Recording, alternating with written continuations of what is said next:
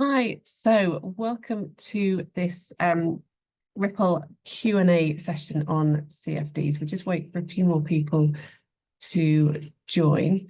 So I'm joined by Simon Pottenberg as well, but I'll be leading most of the discussions. So we can kick off now then. So just to let everyone know that this session is being recorded, and then we'll share a recording of the session tomorrow by email for anyone who can't join or anyone who wants to watch it again for any reason. So before we kick off, I wanted to, obviously this vote has caused quite a lot of questions amongst the community, but it's really important that we hold votes on issues like this. You know, being part of a cooperative, cooperatives are really democratic, and we didn't feel that we would be doing our job right if the opportunity to apply for a CFD wasn't raised with members. So we've been really clear, we're not recommending or saying that you shouldn't do it. You know, it's fully up to members whether or not you want your share of the co-op share of the Kirk Hill to apply for a CFD or not. And yes, so this is exactly why we're holding a vote. This is an informal meeting rather than a formal EGM of the members. Let's let a few more people in. If you want to ask questions, so I'll be running through the slides that we shared via video, and then the vote. So the vote is already open. The vote will close at 8 o'clock, and then we'll be able to share the results with you. So we really recommend that everyone has the if you want to vote and you haven't done so already, please do get your email. Find your email with all the voting details in. This will be from Choice Voting, not from Ripple, and get ready to cast your vote, because if you can't find your email later on, you would run the risk of not being able to cast your vote. So get everything ready now so that you can vote well ahead of the deadline, which is 8 o'clock today. So if you want to ask questions, so we've already shared a FAQ document. So that document answers lots of the more common questions that we've been getting from members. So we don't propose to go over those questions again, but if you want to ask a question, if you click on, there's 3 dots. You should be able to see a menu system on your screen. There's 3 dots and it says more. If you click on those 3 dots, you can then see chat. So it's the chat box is where you ask your questions, but we are expecting to get quite a few questions. So please check first if somebody else has already asked the question. If they've asked the question, please upvote it. And you can just give it a thumbs up, and that will then indicate to us which are the questions that have are most common and that most people want us to answer. So that's the best way so that we can manage the questions as best as possible, and then we'll be answering the questions that get the come up most frequently. And then how to vote. So get all your votes ready, basically. Now, so just to kick off, so this vote is all about contracts for difference. So we're going to explain what the vote is, what it's about, what a CFD is, how CFDs work, recent power prices, and what might be the impact for of a CFD on Kirk Hill. Just letting a few more people in as well. There we go. And what you should consider when casting your vote. So why are you being asked to vote? So as I said, Kirk Hill, like all cooperatives, are democratic bodies, and the major decisions that affect the co-op are taken by a democratic vote. Now, obviously, with Ripple and the co-op directors seek to undertake as many of the kind of operational decisions as possible, but where there is something that's really significant that would affect the whole co-op, it's only right that the co-op that is put to a co-op vote. And so this indicative vote is for whether or not you want the co-op funded share of Kirk Hill to be included in the application for a CFD. As a member, you will get one vote regardless of how many shares in Kirk Hill you own. Like all democratic organisations, it is a one member, one vote is the principle for how the vote is undertaken. And yet it is really, really important that co-ops are democratic, and for certain things, it's really, really important that we can hear the views of the members. There's just 2 more people joining still. So in short, the summary of the vote is basically if the co-op members decide to vote to apply for a CFD for the co-op funded share of Kirk Hill, and the application is successful, it would basically remove the link between power prices and the level of members' savings. So you wouldn't expect, at the moment, obviously, if prices increase, you would expect the share, the amount of savings that you get from your ownership to increase. And if prices fall, you would expect the saving rate to fall as well. If there was a CFD in place, that link would be broken. So you would get a far more stable level of savings, regardless of what the electricity price is. Now, that gives you more visibility over what your savings rate would be, but it would break the link between higher prices leading to higher savings and lower prices leading to lower savings. So the stabilization effect would be far less. It would be much more stable level of savings as opposed to more stable electricity bills.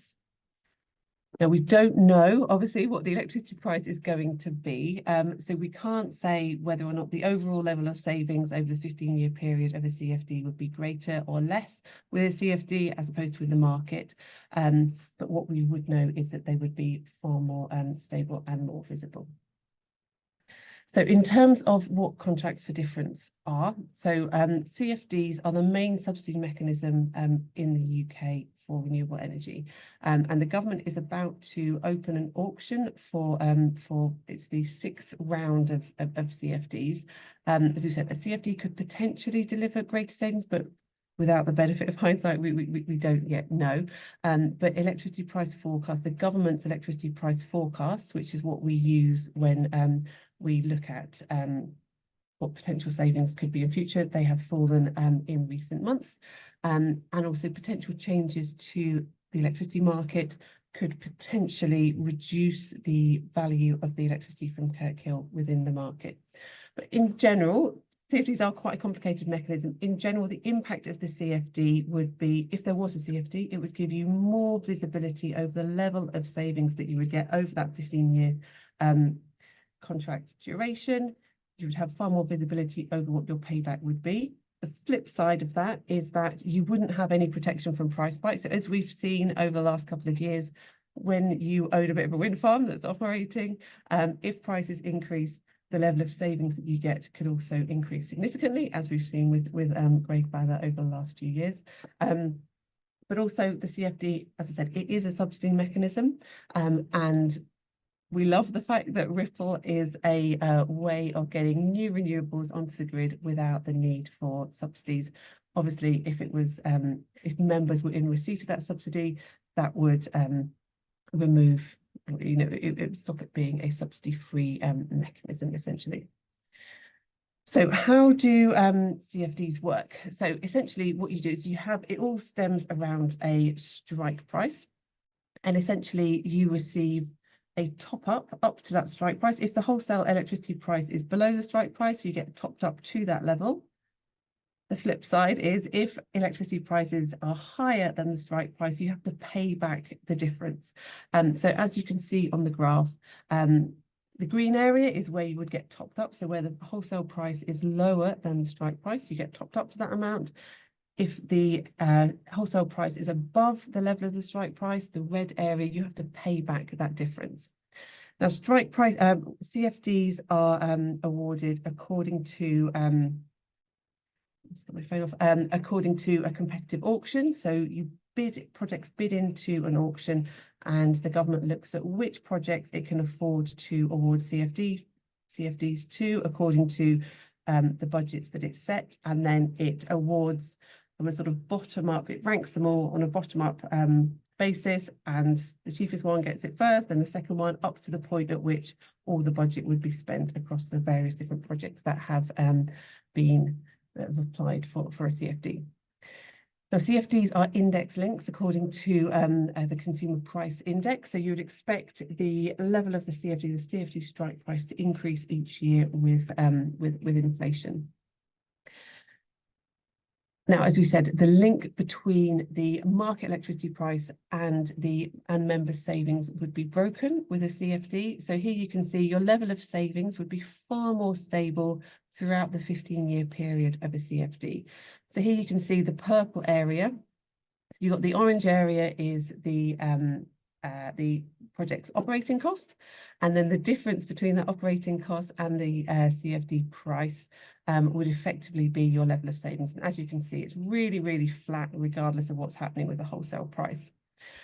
And this, yes, so that's it. The saving rate becomes far more stable, even though the electricity market price is changing around that all the time.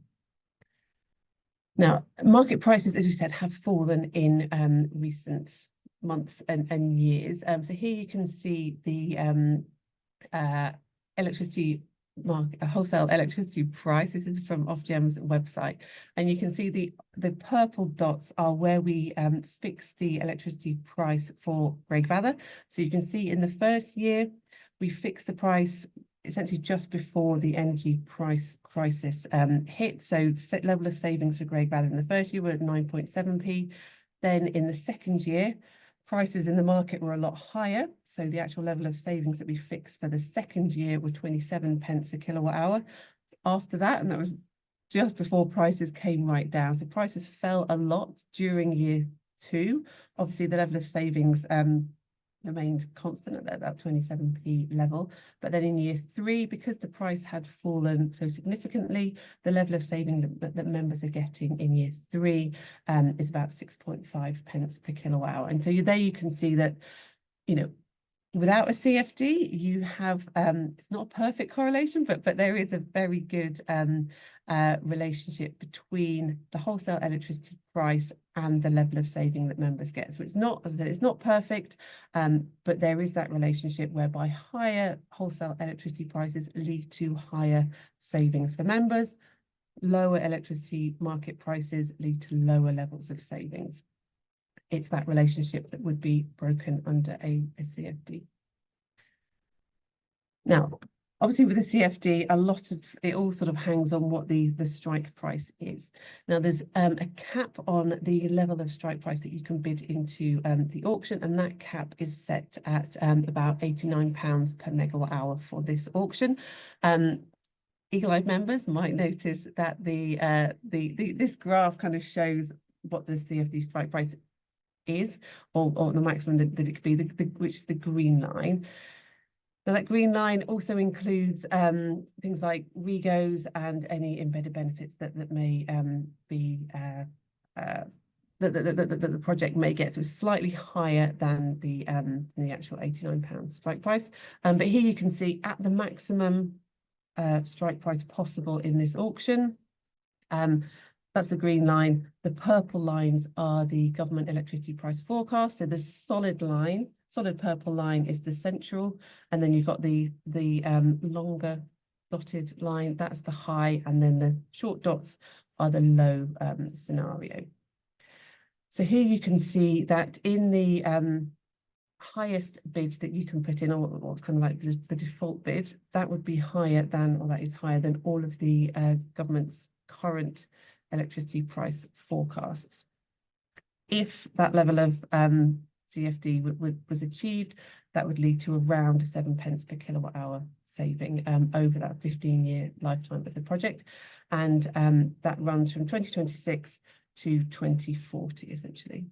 And I should say all of these graphs except the last one, they don't include inflation. So it's all the lines, all the CFD line is flat. In reality, they would increase. The strike price would increase with inflation.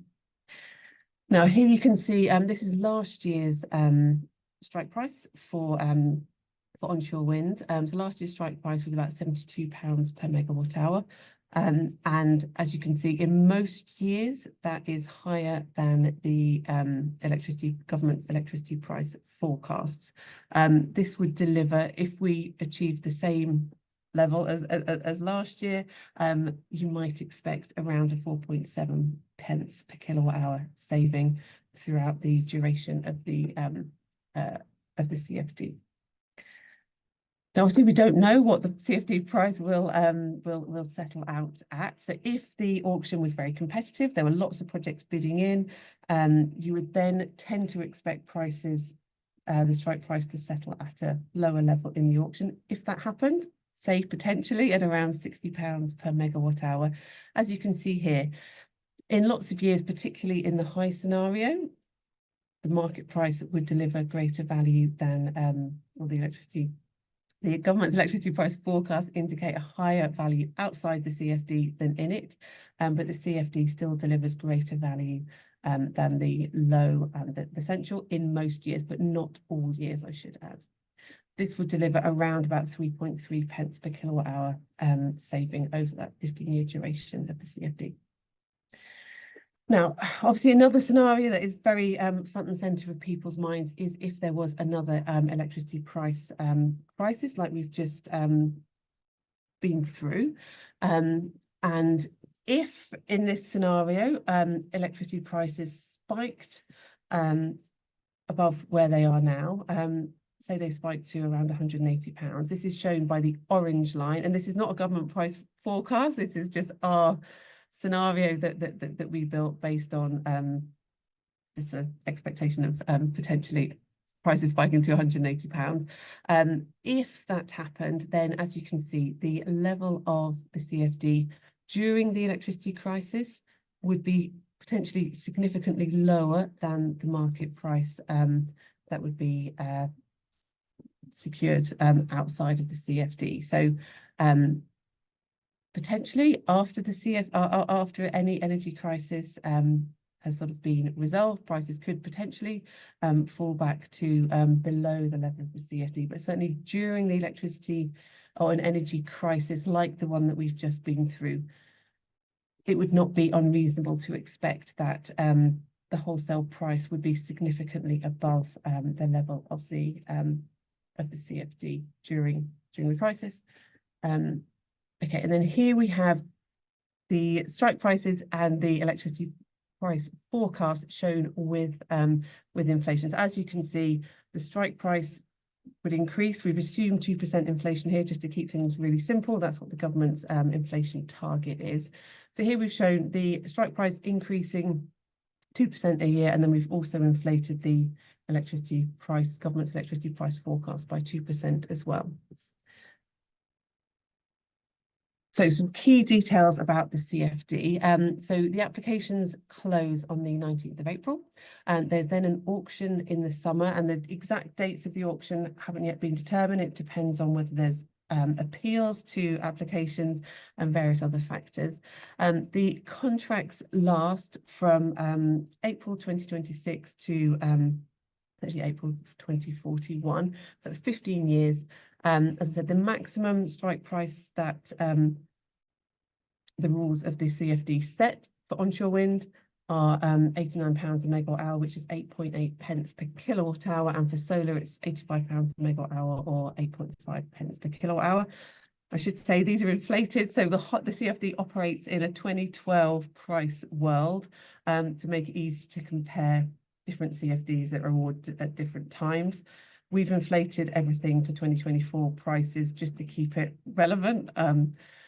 I imagine at some point they'll have to readjust the CFD prices to be not in 2012 prices, but at the moment they all work in 2012 prices. So we've inflated them to current prices, so they're a bit easier to kind of assess. And last year's strike prices, as I said, was £72 a megawatt hour or 7.2 pence per kilowatt hour for onshore wind, and £66 a megawatt hour for solar or 6.6 pence per kilowatt hour. Now, some other things to be aware of. So even if the co-op's share of Kirk Hill does apply for a CFD, we do not know whether we will be successful in securing a contract. And also because the auctions are highly competitive, we won't be able to tell members ahead of the auction what price we would bid in for. So, you know, to do so, we would get into trouble with the competition authorities. You cannot say, you know, share publicly what information, what prices we will be bidding in at. And obviously, Kirk Hill is a co-op with 5,500 members. So it would effectively be putting that information in the public domain. So we wouldn't be able to share the information. But I think what we could say is that the you know, the co-op directors would not want to bid in at a level at which we didn't think the co-op members would be happy with, but we couldn't really say very much more than that. Now, in terms of the vote, so a part of Kirk Hill is funded by a bank facility. The bank does not own that share of Kirk Hill. The co-op and Bruntwood, the other SPV shareholder, owns the entire project. It's just part of the project is funded by this bank facility, and that share of the bank facility will be covered, or the co-op directors and the SPV directors plan to apply for a CFD for that share. Now, it's not an exact share, you have to do it on a sort of per turbine basis, so there'll be a little bit of overlap, but this vote is whether or not you want the co-op funded share of Kirk Hill to be included in that application for a CFD. This would require a change to the co-op rules. Any change to the co-op rules would require a 75% majority in favour of the change to be made in order for it to happen. So whilst this vote is indicative, the board would want to have a similar kind of level in order for it to take it forward. So now, do please remember that bidding for a CFD or agreeing to bid for a CFD does not mean that we would win one. So that is not certain by any stretch of the imagination. We cannot say what price we would bid into, and the entire co-op share would kind of be in or out, subject to the small percentage that is a bit of an overlap between the different turbines.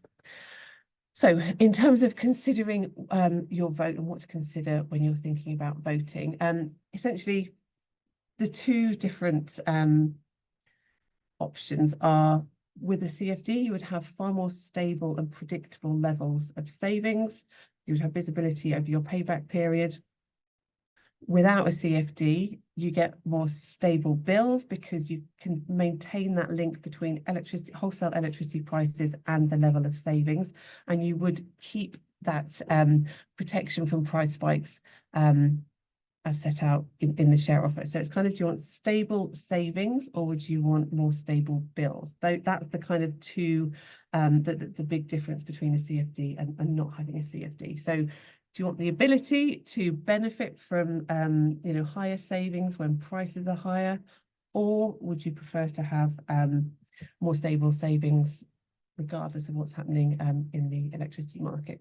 Now, as I said, we do not know, because we do not know what electricity prices are going to do over the next 15 years. We don't know whether being in a CFD will be better or worse and deliver greater or less value than not being in a CFD. It's entirely up to members to decide what you would prefer to do, and we cannot advise you to do one thing or another. You know, we very much do not want to be giving financial advice to members. So it's whether or not you would prefer more stable savings or more stable bills is kind of the easiest way to think about it, really. So I think that is, yeah, that's the end of the slideshow. So what we will do is go on to questions. I'll just get the questions up here. So Sarah, I can help dive on in with some of the questions here. And so one of the questions that's come up a couple of times is whether we would be able to bid separately for the co-op share versus the bank finance share. So I can address that, seeing as I've had the luxury of reading the question already. So no, it would all form part of the one project there. The sort of sub-metering arrangements that enable us to allocate a proportion of the total project for CFD rather than the entire project isn't sophisticated enough for us to submit two separate CFD applications at this time. Fantastic. And then there's another question about what is the timeline for amending the co-op rules and bidding for a CFD if the indicative vote is approved? So if the indicative vote is positive, and by that we would mean there's more than 75% of, or approximately 75% of votes cast are in favour of a change, then we would convene a formal EGM, which would have 2 weeks notice, and this would give sufficient time to work on that ahead of the submission of a bid. So you have the application phase first, and then you have a bid phase later. And so we would anticipate that there would be there would be that sort of formal vote ahead of a formal bid going in later on. Thank you. There was a couple of other questions there about in terms of modelling of scenarios and what would generate higher revenues for members. I think, again, as Sarah said, we can't really talk openly about actual bids, and nor would we want to be giving any sort of financial advice. I think, we would seek, though, to bid certainly at a level that we felt was of best benefit for co-op members, and to address the bank finance position as well. Fantastic. And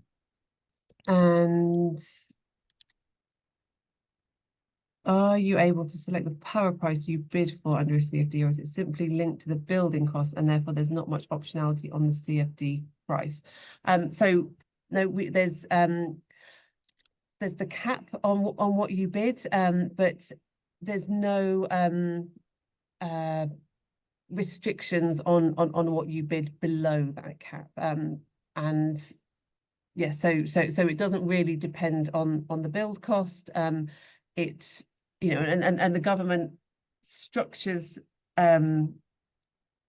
most subsidy mechanisms to ensure that kind of the best projects get the subsidy. So which is why you would tend to get, which is why you do get they rank the bids bottom up. So the cheapest bid would be pretty certain to win a contract, and then they just work up from there. So and they use the cost of the bid as a proxy for the most efficient projects, kind of thing. So they want to incentivize most efficient projects because they get more bang for their CFD budget buck that way.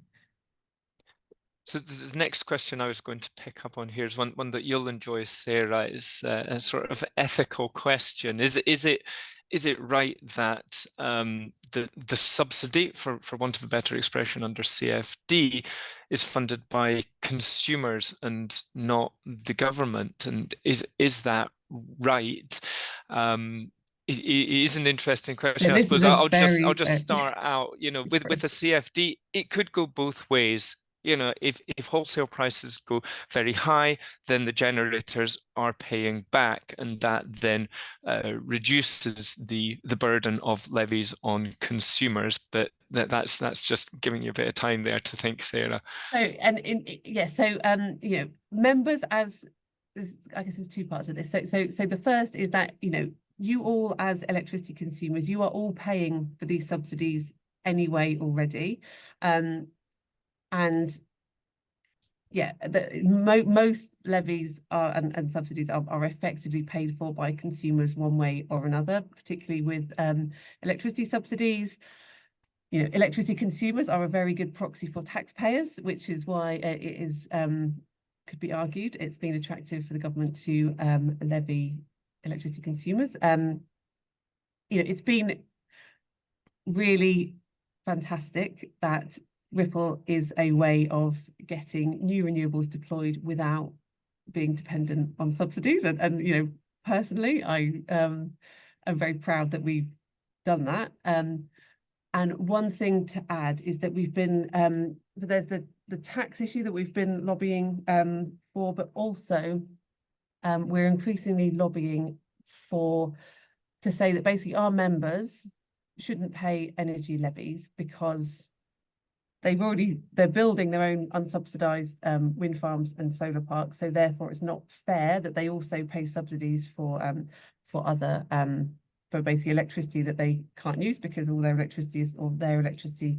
is coming from their wind farm, which isn't subsidized. So it would make that argument weaker, albeit, you know, it does depend on whether it's the bank funded share or the kind of co-op equity funded share. So the bit of the project that you are getting the electricity for.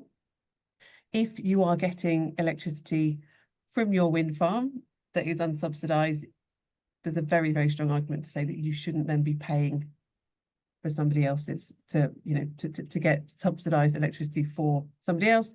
You cannot be using that electricity because by definition, your electricity is coming from your wind farm. So that's a kind of conceptual point. It doesn't necessarily impact members. It means that our sort of lobbying position isn't as strong.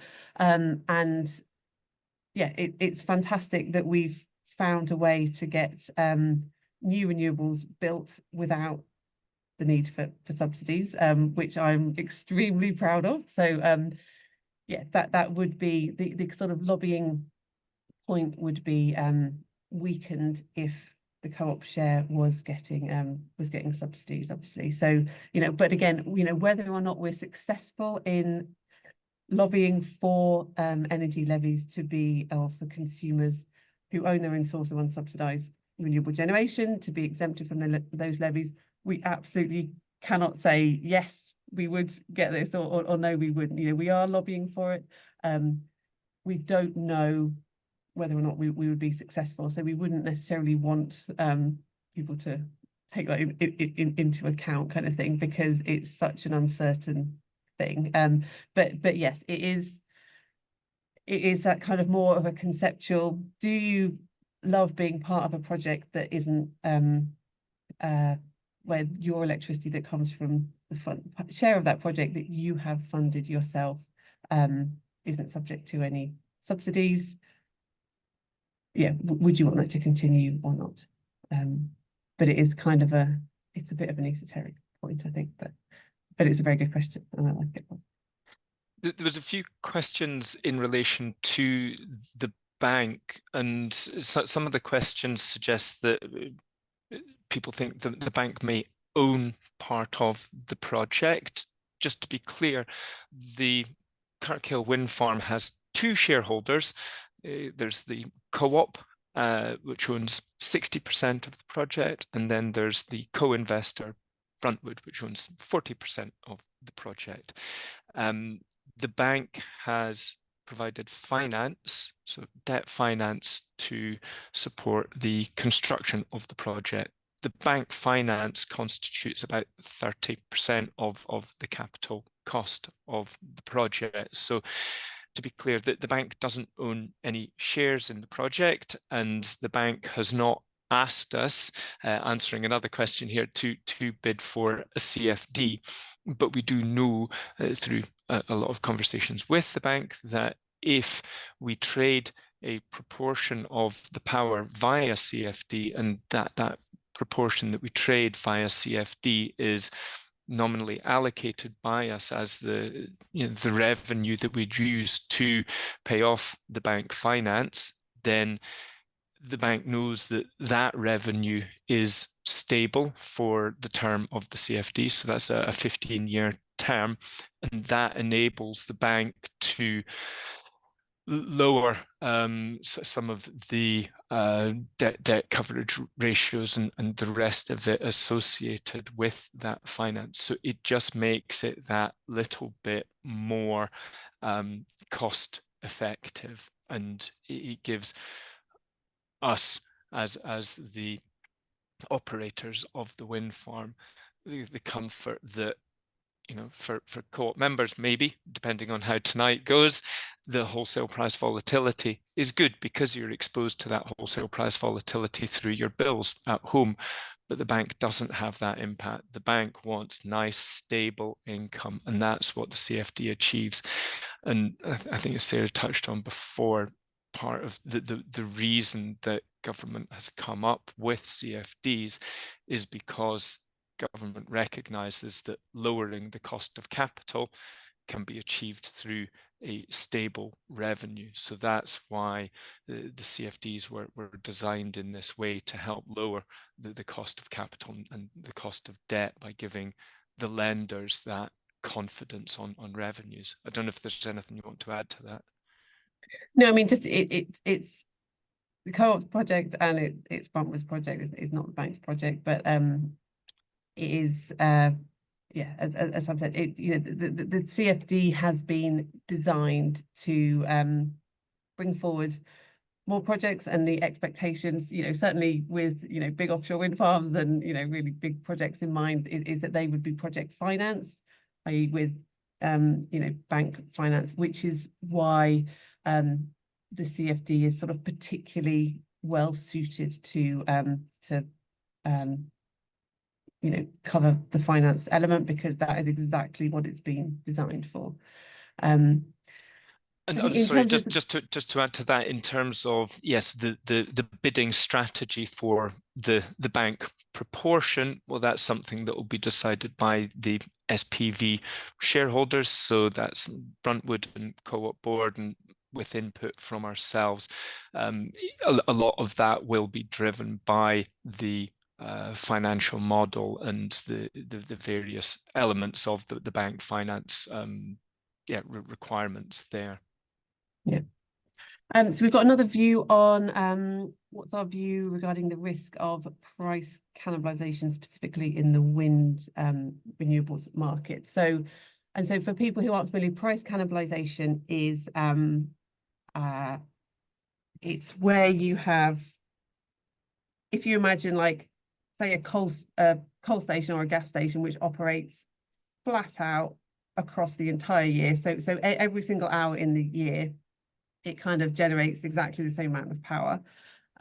It would expect to get the kind of time-weighted average price, whereas with wind, wind would generate more in the winter, less in the summer, and prices tend to be higher in the winter, lower in the summer. But also, on a really short-term basis, wind, if it's a windy day, and like we saw last weekend, if it's a windy day, all the wind turbines in the country are kind of on.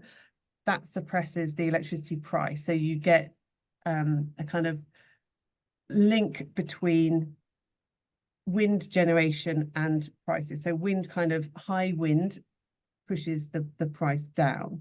And as you get more and more wind on the system, this means that, because when it's windy, wind is kind of suppressing the price, wind sees on average more lower price periods than higher price periods. Now, at the moment, or certainly in the last few years, because wind, it kind of is countered by the fact that wind generates more in the winter when prices tend to be higher, and less in the summer when prices tend to be lower.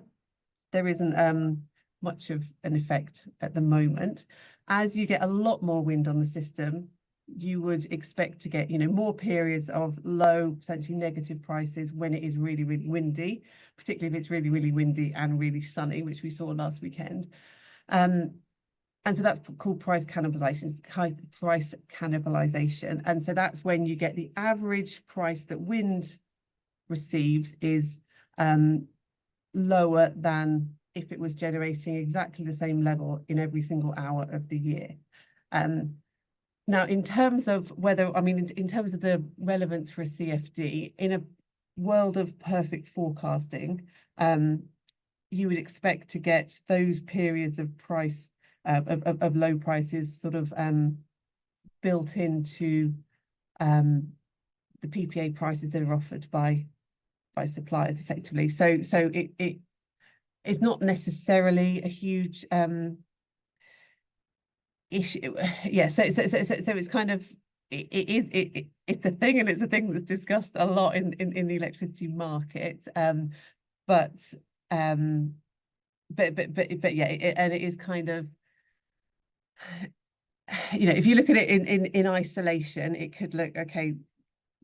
You know, it could be exaggerated. In reality, as you start to get a lot more smart technology and smart demand on the bars as well, you can kind of then have consumption increasing to fill in the gaps when it's windier. So you might have like green hydrogen being generated when there's kind of, you know, surplus electricity on the bars, or you might get everyone charging their EVs when there's more wind, and so you would the two kind of, they wouldn't necessarily completely cancel each other out, but they would kind of mitigate the effect. So, you know, if you look at just the electricity generation market in isolation without anything to do with smart, you know, home energy technology, without any kind of green hydrogen or anything else, it could look quite stark. But actually it's kind of, there are so many other things happening in the electricity market that you have to look at everything in the round.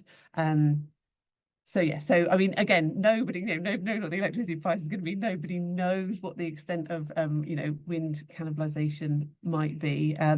But you know, there's so many technologies and solutions coming on board, which would, you know, say storage, you know, so you've got storage, you've got green hydrogen, you've got smart home energy tech, and you know, far more responsive consumption, you've got more interconnectors. So there are lots of things happening in the wider market which could potentially you know, mitigate for it once you get beyond the point at which the effect of wind generating more in the winter and less in the summer is kind of yeah, taking effect. Thank you. There was a question about the relationship between the wholesale price and the savings prices. And, you know, for example, if wholesale prices double, is it likely that savings price will double? There's a couple of nuances around it. So some of the operating costs are affected by the revenue, but not to such a degree that I think you would notice it. So in general, yes, if the wholesale prices under the current scenario with the Ripple model, wholesale prices double, then your savings would pretty much double as well. I mean, there's always going to be a bit of lead and lag there when, you know, wholesale prices might go up 1 month and we might be in the middle of a price fixed period with the off-takers. So then when we come to reset the price with the off-takers or the suppliers, then it would reflect the anticipated forward price there. So I'm always doing this when I explain the Ripple model, but yeah, as things stand, if wholesale prices go up, then your savings go up as well. I mean, I should add, you know, when Kirk Hill was launched, there was, you know, and there had been for quite a while a very steady proportion of what kind of made up a consumer bill. So you'd have, like, you know, the wholesale element was whatever 40-ish%. You had your grid charges were kind of 30-35%. Then you had your taxes and your levies might be 20-25%, and then the supplier's operating costs might be 5%. And that was relatively stable, you know, plus or minus a few percent, depending on which bit, you know, between the different proportions. And Ofgem used to provide, you know, a nice pie chart showing the different proportions. You know, since the energy price crisis, you know, you've had that link has been, or the kind of the division between the various different elements of your bill has been broken quite significantly. You know, partly the price cap meant that, you know, your total bill didn't increase as much as it kind of ordinarily could or should have done, given that electric wholesale prices were so high, but also, you know, to mitigate the impact of high prices. There were other things the government did, so things like I think they took out like some of the levies to to try and avoid the adding more cost to the bill. So that breakdown or the sort of composition of your bill isn't nearly as neat now as it was 2 or 3 years ago. Now, whether or not, you know, I would hope in a year or so it becomes a bit neater, but we can't say. But you know, we're still, you know, in the sort of hangover from the energy price crisis, and you know, the wholesale prices have obviously come down a lot. You wouldn't have obviously seen your bill come down as significantly, certainly in proportional terms. But you know, a lot of that is because it didn't, you know, your bill didn't go up, although they went up really, really significantly, didn't go up. You know, you were protected from very, very high prices. I should just remind people, so voting will close in about 14 minutes. So please do cast your vote, because if you miss the 8 o'clock deadline, you will not be able to vote. So that's just a reminder. So get your emails out and yeah, click on whatever vote it is that Click on the you'd like to voting. cast. Thank you very much. There's been a few questions about Bruntwood. So Bruntwood, who co-own Kirk Hill alongside the co-op, and their intentions. So what Bruntwood does with their share of the generated power has no impact on this. This vote here is purely for the co-op members to decide how the co-op's share of the generated power is to be traded. So co-op don't have, Bruntwood do not have a say in this. This is a decision for the co-op members. So it doesn't matter what Bruntwood does with their proportion of the power in this regard.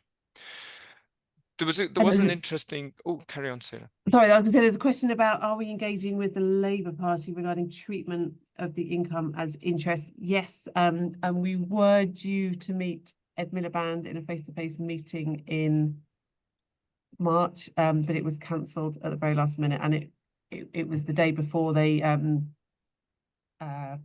announced the 28 billion policy wasn't going to be pursued, so we assumed he was obviously very busy with that. So we are trying to get that meeting back in the diary. We understand obviously that he's very busy, but they are very, very keen to engage. So we're sort of reaching out to him and his wider team as well, because, you know, a lot of what was in, you know, Labour's kind of local power plan is, you know, so much of it is what Ripple does, and we feel we can really help them get, you know, really workable policies in place. I did have a meeting with another Labour, Alan Whitehead, who is in the Shadow Labour Energy team, a few weeks ago as well. So you know, we are reaching out, but they are now they're lobbying Labour Party right now. No, but like for, you know, they said like the.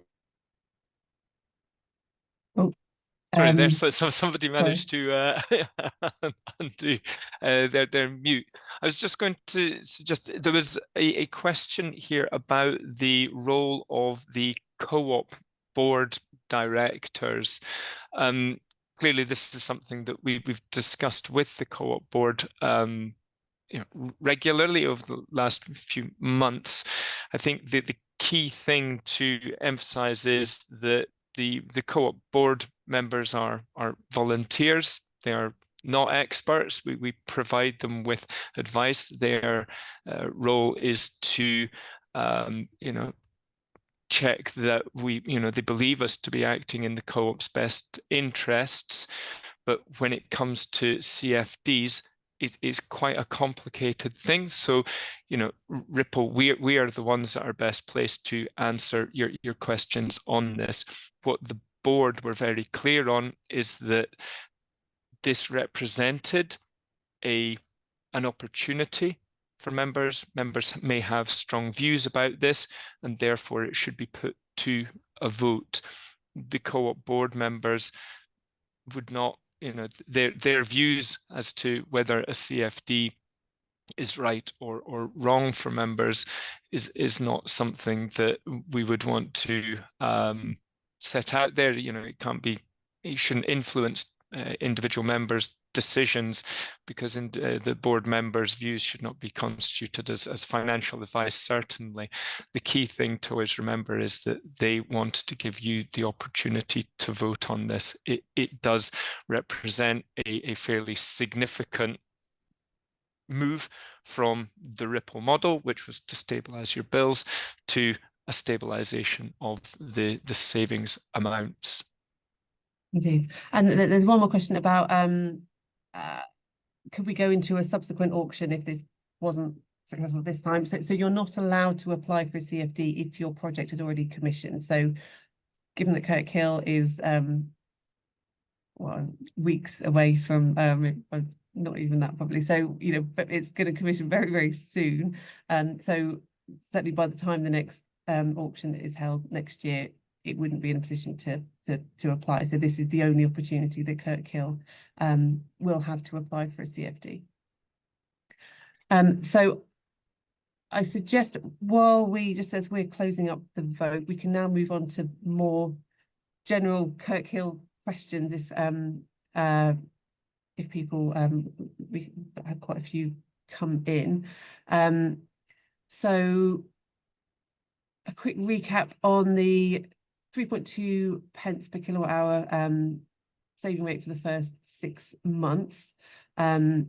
Is it linked to the cost overrun and trying to pay down this or build reserves, and therefore in ordinary times it would have been higher than 3.2, or is it simply reflective of the low wholesale power price? So effectively it's kind of a combination. So I think as we set out in the share offer, not in the share offer, in the email, it would have been slightly higher, 4.4,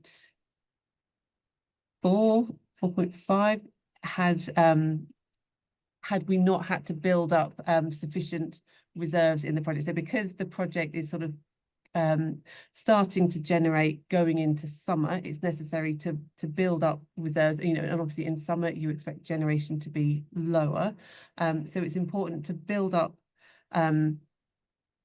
those sufficient cash reserves in the project, and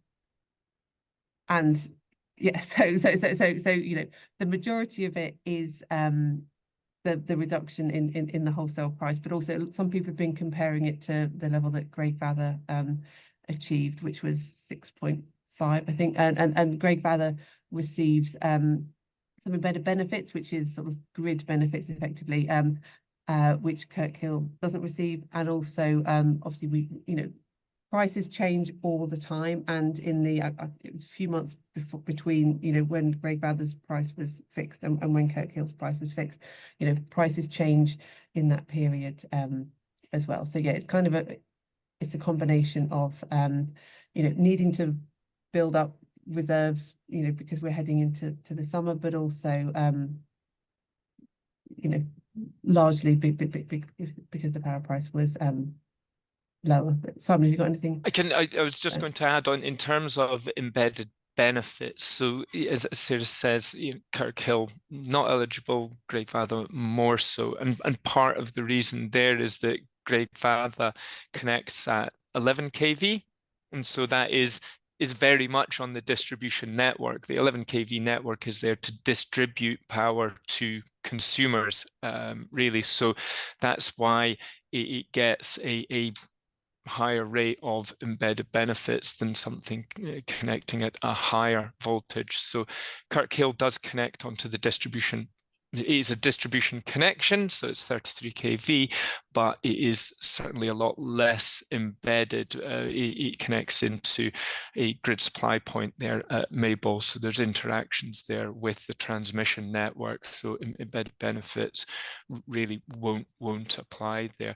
I can also very quickly, there was a question asking if we can confirm we've not delayed commissioning of Kirk Hill to allow the CFD to take place. I can categorically say that is not the case. We have been doing absolutely everything we can to energize Kirk Hill as quickly as possible. I mean, the work that Jamie has done is phenomenal in that regard. You know, I think people are aware that we've been working hard, but the degree to which the feet have been churning away under the water beneath the graceful swan that is Kirk Hill project, it's yeah, an awful lot of work has been done to try and keep it on track as far as possible. And then that comes into interactions with the grid company, so Scottish Power in this area.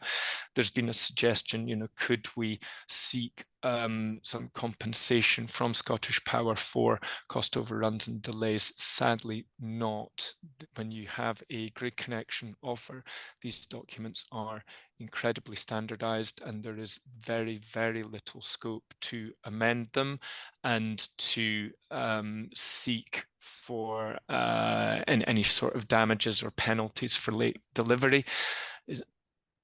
No, basically. I suspect otherwise there would be an awful lot of costs getting passed on to people, because the vast majority of grid companies all across the UK are suffering from a lack of resources and a huge amount of activity, which is pushing back grid dates and pushing up costs all over the place. So we've taken a very proactive approach with them to interrogate all the costs and to push them on programs every step of the way. But yeah, sadly, there's no opportunity to levy penalties on them. Fantastic. Oh, sorry, there's a different.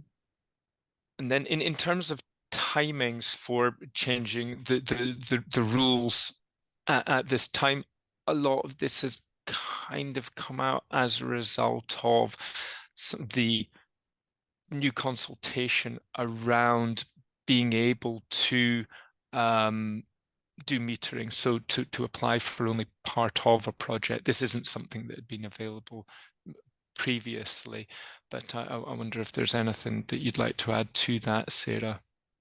Yeah, so I think that it's a combination. So, you know, when we launched Kirk Hill, you know, the kind of subsidy-free model with the kind of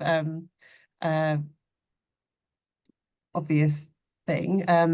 Another thing to add is that even from last year, obviously the government's electricity price forecasts, you know, government published price forecasts normally every year. There's been a I might cut across you here, Sarah, because I'm aware we've got 2 minutes left, right. and there's a couple of so somebody's been highlighting some questions here. So what happens if the indicative vote is successful? Do members get a say on whether or not to accept the CFD level? So if the indicative vote is a yes, then we will submit our application, and then we have until the end of May to submit our bid. If we submit our bid, then that is, and we're successful with our bid, then that is binding. So it's not a case of if once the formal, if we say yes tonight and then we hold a formal EGM to confirm that, if the formal EGM is a yes, well, we will be putting in a bid, and if the bid is successful, then that is the decision taken. We are the co-op share of the generated power will be traded via CFD. Perfect. And yeah, and obviously market prices were higher before market prices were higher and the price forecasts were higher as well. But you know, again, you know, we feel it's important for us to you know, that we have a duty to flag up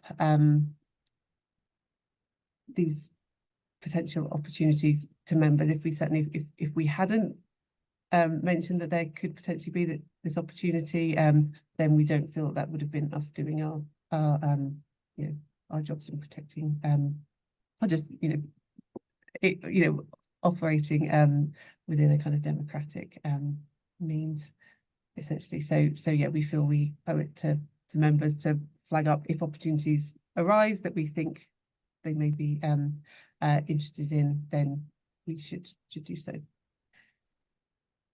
So we're just waiting for the votes. We've got the Kirk Hill accounts. I can't remember what I think the Kirk Hill ones had been filed, but we can check. I thought so. Yeah, I'm sure those ones were done. So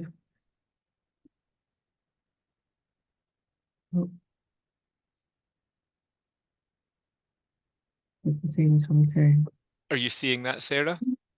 It's like the old football results coming through on a ticket. So the Oh, hold on. So, Linda has just asked us to wait. okay, Okay. I'll wait for a further thumbs up. She is just finalizing everything. Okay. So this is a new voting platform for us, and yes, we've not seen the what it looks like when a vote is completed. But there we go. But look, previously So, we've only ever had votes for board members, and we've done that via Google Forms. There's a voting mechanism in that which people wanted or some people were concerned about using Google Forms. So this, obviously, with a third party, obviously Google's a third party platform, but with a specialised voting platform, it means that we can be sure that there is one member, one vote, and everyone has a dedicated, voting vote, I guess. So so we are pleased to be using a third party platform instead. So hold on, we've not had the puff of smoke from Linda. So just so people, we've got two different people looking at this, the results here. So we have a verification process between the two. And they think they've got the same totals. So that's good. So it looks like 30% of people have voted. Oh, so we've got 49% turnout. So we've had, out of the 5,618 votes emails sent out, we've had 2,753 votes cast, which is 49%. We've had yes was 30% of the vote, no is 68%, and 2% was abstained. So the co-op share will not be receiving, or will not be applying for a CFD. But we do hope that people appreciate being asked these important questions. We do feel that on certain issues, particularly ones, or obviously anything that would require a change to the co-op rules would absolutely require a 75% majority. And I think that's really important, that it has such a high threshold to get any changes made. So so yeah, we do appreciate everyone casting their votes. So thank you very much. And yeah, have a good evening. So we'll be sharing the video, and we'll also be just sharing the vote results in an email, I think, tomorrow. But yeah, thank you everyone for joining this evening as well. Hope you have a wonderful rest of your night. Okay, thank you. All right, cheers then. Bye-bye.